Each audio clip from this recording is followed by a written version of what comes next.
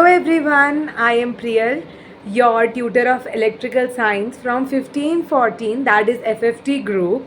I hope आप सबको videos अच्छी लग रही होंगी एंड सबको इलेक्ट्रिकल साइंस मेरे से समझ आ रहा होगा.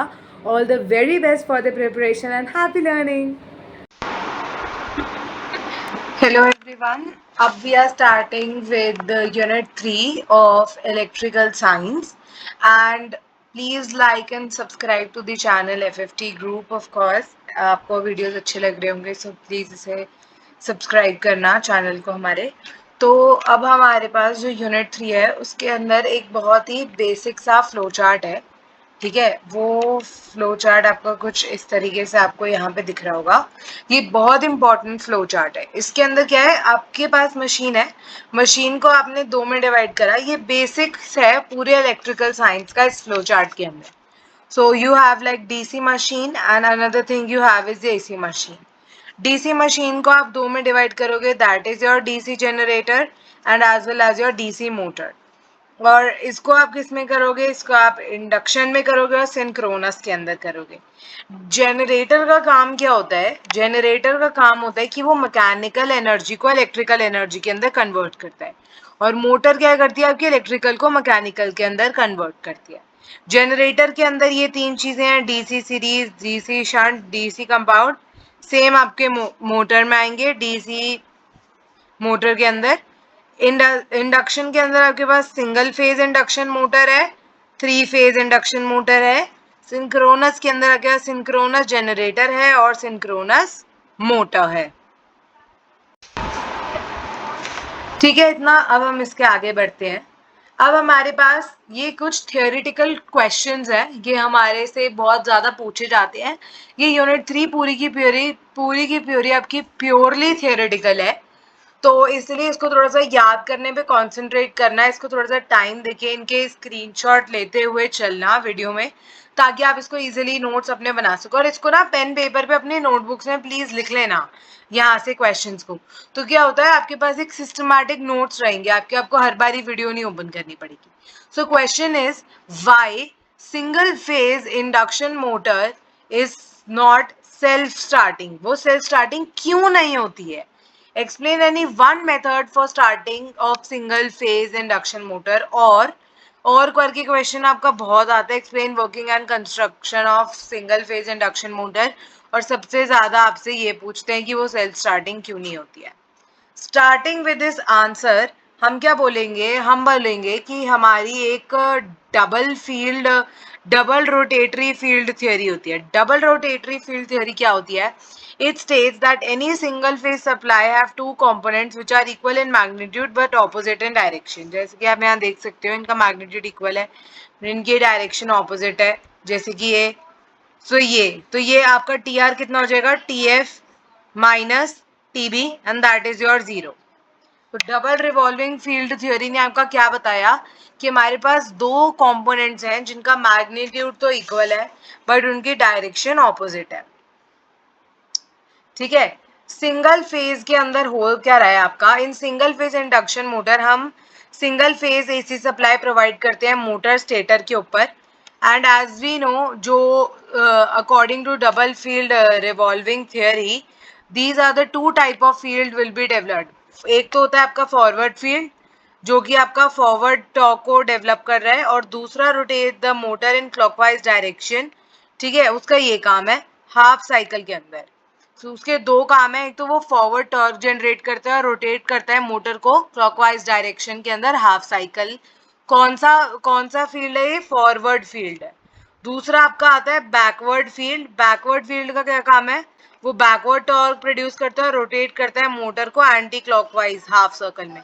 सो फॉरवर्ड वाले ने ऐसे घुमाया एंड उसने बैकवर्ड वाले ने ऐसे घुमाया. इसके अंदर ये हो रहा है. सो ये तो आपका फॉरवर्ड हो गया और ये आपका बैकवर्ड हो गया. इस तरीके से आप इसको समझ सकते हैं. ठीक है, तो इसके अंदर क्या है कि both the torque are equal in magnitude but opposite in direction. Therefore the value of resultant torque is equal to 0. ठीक है, resultant torque कितना आ गया आपका,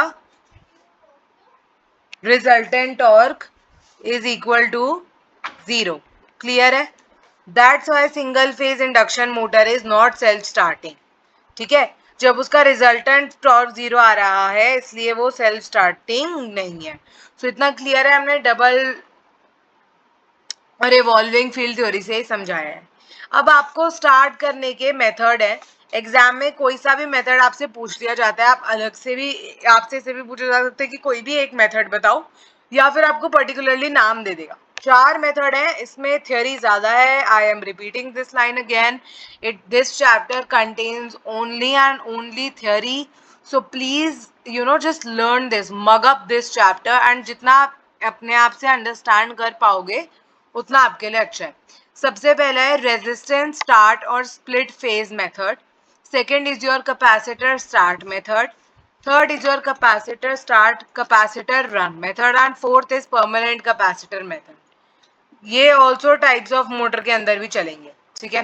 रेजिस्टेंस स्टार्ट और स्प्लिट फेज, रेजिस्टेंस स्टार्ट और स्प्लिट फेज मेथड, इसके अंदर क्या है, आपको ये डायग्राम एक तो याद रखना है, ठीक है। ये आपका आई है, ये आई एस टी में गया और आई एम इधर यहाँ पे गया।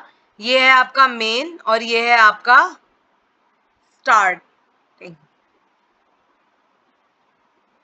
सो मेन के अंदर आपका यहाँ पे गया है, तो मेन में आपका करंट मेन चला गया है, ये आपकी आर एम है और ये आपका वी एम है। सिमिलरली आपका उधर होगा, तो यहाँ पे आई एस टी स्टार्टिंग है, आर एस टी स्टार्टिंग है और एक्स एस टी स्टार्टिंग है, ठीक है। तो ये इस तरीके से आपका चलेगा, क्लियर है ये, है ना। अब हम आते हैं, ये आपका रोटर है, ये आपका एक सेंट्रीफ्यूगल स्विच हो गया, ये आपने सिंगल फेज एसी उसे प्रोवाइड कर दिया। तो अब इस मेथड के अंदर होता क्या है, प्लीज इस डायग्राम को अच्छे से कर लेना। इस मेथड में हमारा हो क्या रहा है, आपको एक ग्राफ ध्यान में रखना है, इस ग्राफ को आपको बनाना है। ये जो आपका जो डायग्राम बना हुआ है, इसके अंदर हमने एंगल बताया है, ये अल्फा है, ये 20 से 22 के अराउंड होगा, ये वी है आपका, ये आई एम है। यहाँ पे आपने एक resultant I S T draw करा हुआ है, तो यहाँ से आप इन दोनों से आपका रिजल्टेंट आया आई, ठीक है। इसके अंदर क्या होता है, in resistance start method of winding is divided into two part. एक तो क्या स्टार्टिंग वाइंडिंग, जैसे कि मैंने बताया था, जिसकी हाई रेजिस्टेंस है, हम इसको स्टार्टिंग वाइंडिंग रेजिस्टेंस भी कहते हैं। Reactance which is low value, जिसको हमने लो एज स्टार्टिंग लो रिएक्टेंस बोल रखा है। दूसरी होती है आपकी main winding resistance which is low value, जिसको हम आर एम कहते हैं, और another is high value of reactance, जिसको हम मेन वाइंडिंग रिएक्टेंस कहते हैं, ठीक है। So if you have seen, तो आपका क्या है, हाई रेजिस्टेंस है, मैं स्टार्टिंग की बात कर रही हूँ, स्टार्टिंग की बात कर रही हूँ, तो आपका हाई रेजिस्टेंस है, point number 1। Second is your आपका लो रिएक्टेंस, ठीक है।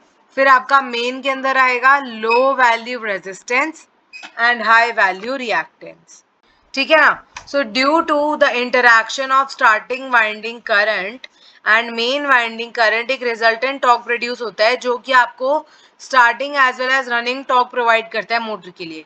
यहाँ से आपका स्टार्टिंग वाइंडिंग का करंट आ रहा है, ठीक है, सपोज करो, और यहाँ से आपका मेन वाइंडिंग का आ रहा है। सो ये दोनों जब आपस में टकरा जाएंगे इधर, तो एक नया टॉर्क प्रोड्यूस हो गया, यहाँ पे टॉर्क प्रोड्यूस हो चुका है। इसको ऐसे समझ लो कि दो लोग भिड़ रहे थे, यहाँ से ए आया पर्सन, यहाँ से आया पर्सन भी, और उन्होंने करंट जनरेट कर दिया। उस करंट से जो है एक टॉर्क प्रोड्यूस हुई, और वो टॉर्क जो है 70 टू 80% रनिंग टॉर्क का काम, स्पीड रखती है अपने पास में, तो वो रनिंग टॉर्क कहलाई जाती है, ठीक है। जब अब इस टॉर्क की जैसे ही 70 टू 80% फुल स्पीड आ जाती है, सेंट्रीफ्यूगल स्विच जो आपको एस नीचे ऐसे करा हुआ दिखाया था, वो डिस्कनेक्ट हो जाता है, ठीक है ना।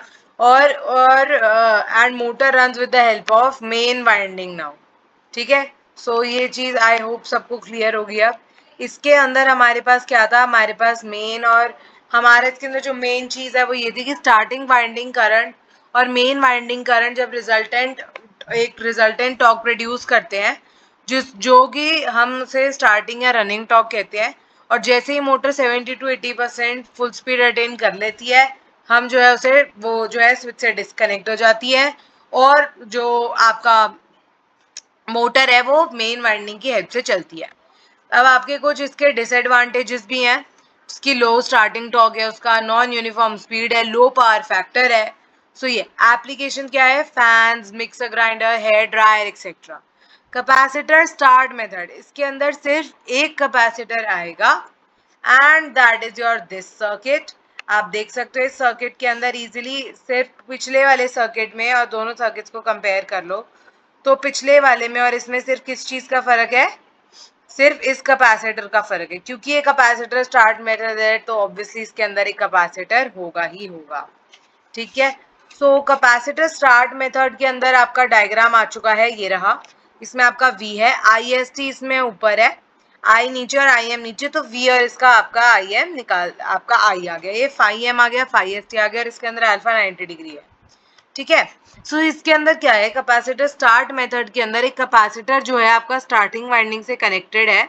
Due to this capacitor the value of starting torque will be high, और जैसे ही मोटर 70 to 80% अपना फुल स्पीड अटेन करेगी सेंट्रीफ्यूगल स्विच डिस्कनेक्ट हो जाएगा सर्किट से, और जो है स्टार्टिंग वाइंडिंग के बेस पे आपकी जो मोटर है वो स्टार्टिंग वाइंडिंग से डिस्कनेक्ट हो चुकी है. इस रिजल्ट के अंदर जो रनिंग है, नो हैवी टॉर्क अटेन्ड और नो नॉन यूनिफॉर्म, तो ये जो है अच्छा है. ठीक है. So value of starting torque is high in this method. So इसका ये है डिसएडवांटेजेस के अंदर लो स्टार्टिंग टॉर्क को हटा देना क्योंकि इसके अंदर स्टार्टिंग टॉर्क हमारा हाई है, एंड नो यूनिफॉर्म स्पीड है, एंड लो पावर फैक्टर है. So low power factor is your disadvantages. No non-uniform field and value of starting torque will be high. इस पॉइंट को आप जो है मार्क करके अपने एडवांटेजेस में करेक्ट कर लो. यहाँ पे पीडीएफ में मैं अब कर नहीं पाई थी तो यहाँ पे इसको करेक्ट कर लेना. कैपेसिटर स्टार्ट मेथड काफी कुछ सिमिलर है ना? बहुत सिंपली हमने बता दिया. प्लीज इसको यहाँ से क्रॉस कर देना, मैं इसको ब्लैक से ही हटा देती हूँ. ठीक है ना? तो इसको देख के कंफ्यूज मत होना, इसको मत लिखना. जो 2x पे सुन रहे हैं कृपया 2x पे ना सुने, पूरा पूरा सुन लो. ठीक है. याद हो जाएगा. यहीं पे 2 पॉइंट्स मैंने हटवाए हैं क्योंकि वो आपके एडवांटेजेस हैं और 1 पॉइंट आपका डिसएडवांटेजेस है. Applications are same, fans, mixer grinders, hair dryers etcetera. जो आपके पास थर्ड मेथड आता है स्टार्टिंग का, वो होता है capacitor start capacitor run. Capacitor start capacitor run के अंदर ना यहाँ पे आपको 2 कैपेसिटर्स दिए हुए हैं इस तरह से. एक है सी रन, एक है सी स्टार्ट. ठीक है. सो ये आपका आ गया सी रन और एक है आपका सी स्टार्ट. ठीक है. ये सेंट्रीफ्यूगल स्विच आ गया, ये रोटर आ गया, ये मेन के आ गए तीनों चीजें, और ये स्टार्टिंग की आ गई तीनों चीजें, और ये करंट आपका जा ही रहा है. ये आपकी सिंगल फेज सप्लाई हो गई है. ये आपका इधर आ गया आपका डायग्राम जो आपको बनाना है. सो अब कैपेसिटर स्टार्ट कैपेसिटर रन होता क्या है?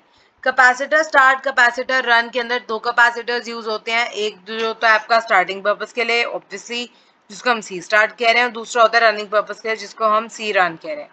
कैपेसिटर जो जो अब जो हमारे सर्किट के अंदर 2 कैपेसिटर हो गए और एक सेंट्रीफ्यूगल स्विच हो गया तो पूरा का पूरा सर्किट बहुत ज्यादा कॉस्टली बन जाता है. ठीक है. सो इसलिए हम इस मेथड को बहुत कम प्रेफर करते हैं और ये मेथड कम यूज में. Permanent capacitor method, permanent capacitor method के अंदर ये आपका डायग्राम है. परमानेंट कैपेसिटर मेथड में आपको एक कैपेसिटर बनाना है. इधर same diagram permanent capacitor method का है, ये वाले ही.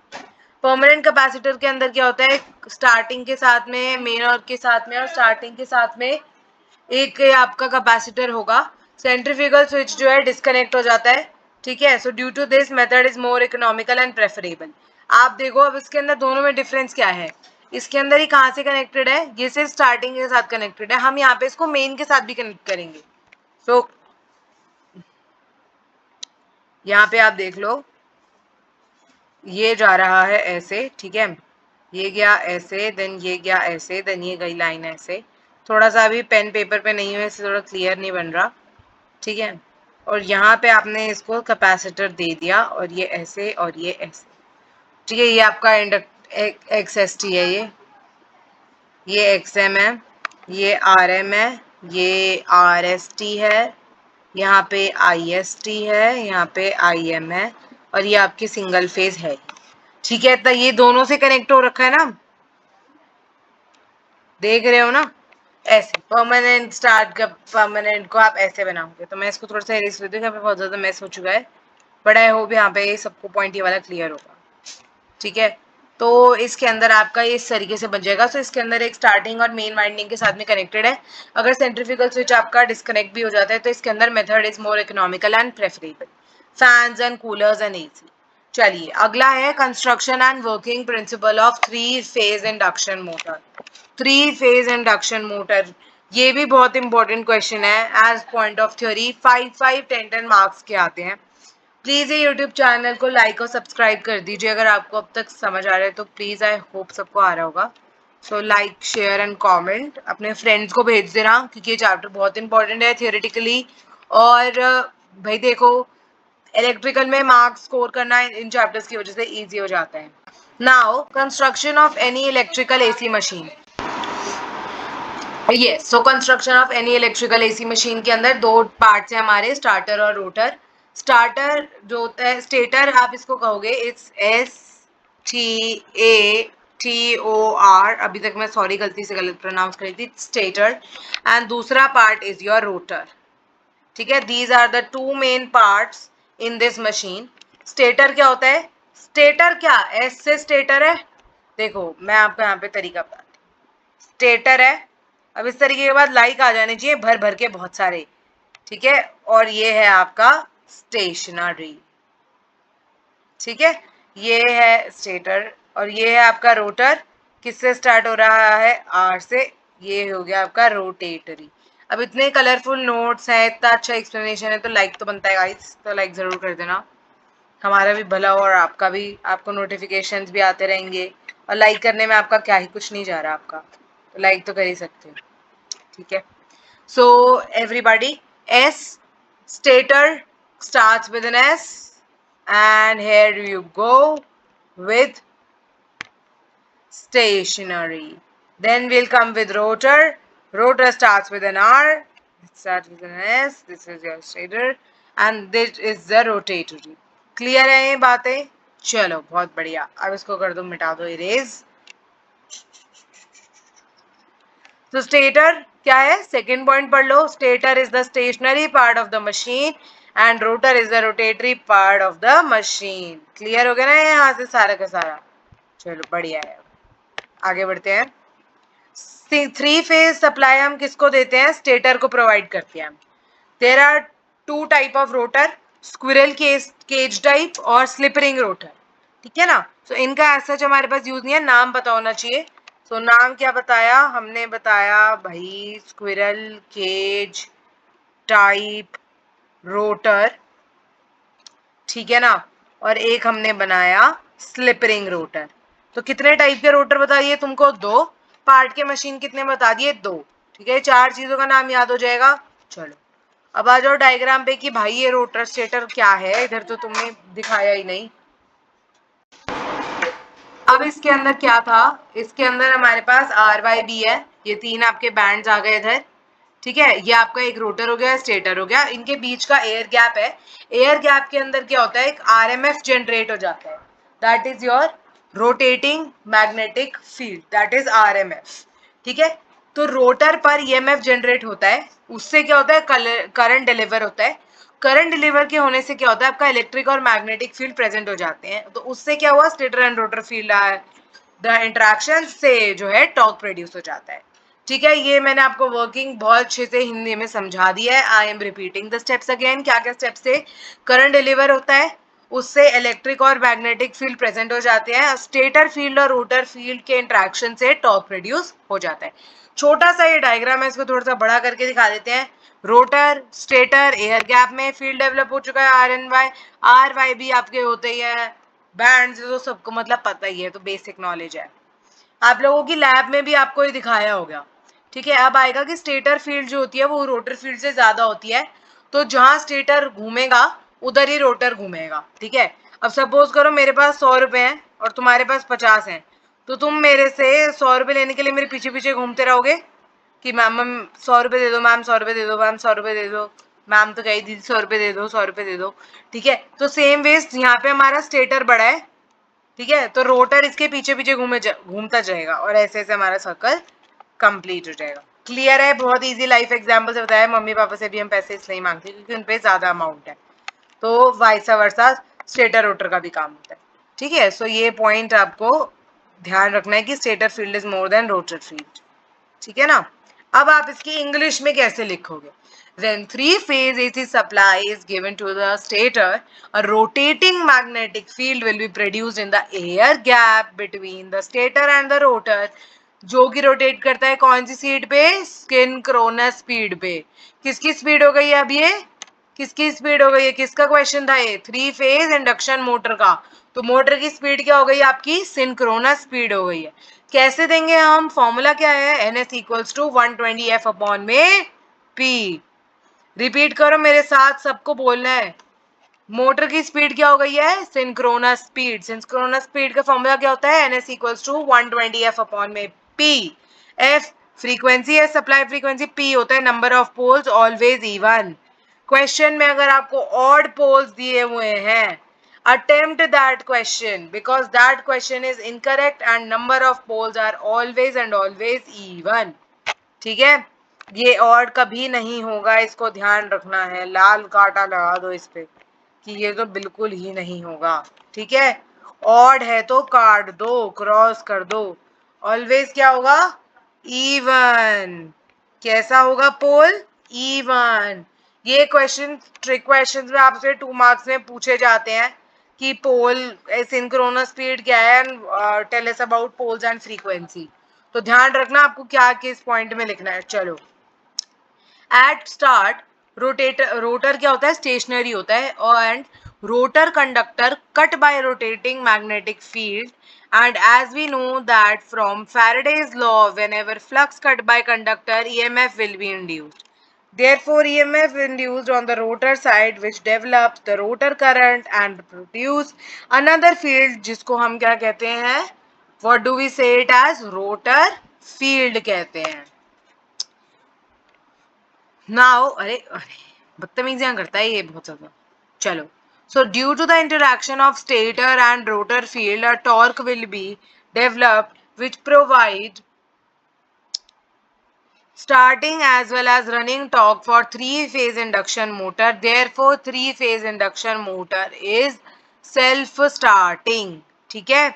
So interaction किसका हो रहा है आपका? interaction किसका हो रहा है? interaction किसका हो रहा है आपका? स्टेटर का हो रहा है और रोटर का हो रहा है। स्टार्टिंग रनिंग टॉर्क प्रोड्यूस हो रहा है। क्या प्रोड्यूस हो रहा है? स्टार्टिंग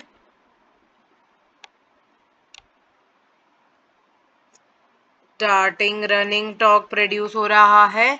एंड देयरफॉर जो सिंगल 3-फेज इंडक्शन मोटर है वो कैसी है आपकी? दैट इज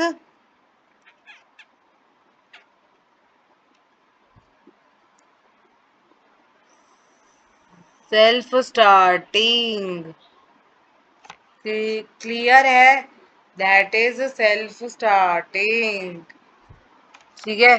सो यहाँ पे मैं इसको ब्लैक से लिख देती हूँ। सेल्फ स्टार्टिंग हो जाती है, ठीक है। ये बात ध्यान में रखनी है।